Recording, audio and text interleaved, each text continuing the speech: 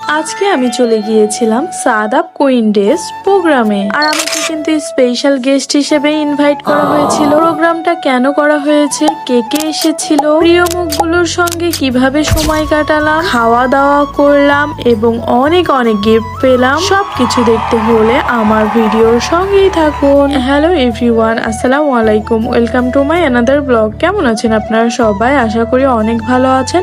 আল্লাহর অশেষ রহমতে আমিও ভালো আছি। আজকে আমি চলে গিয়েছিলাম সোনিয়া আপুর প্রোগ্রামে, আর এই প্রোগ্রামটা হয়েছিল ক্রেভিং রেস্টুরেন্টে। প্রোগ্রামটা করার কারণ কি এখনই অধৈর্য হয়ে যাচ্ছেন? ওয়েট আপনাদেরকে সবকিছুই বলবো, তার আগে পরিচয় করাইনি। তো ভিডিও শুরুতে যে আপুটার সঙ্গে আমার ভিডিও দেখলেন ওইটাই সোনিয়া আপু, যার প্রোগ্রামে আমি গিয়েছিলাম আজকে। দেন তারপর যে পিচ্চিটার সাথে আমাকে দেখলেন ভিডিওতে, ওইটা সোনিয়া আপুর মেয়ে। কি বিশ্বাস হচ্ছে না? এটাই সত্যি।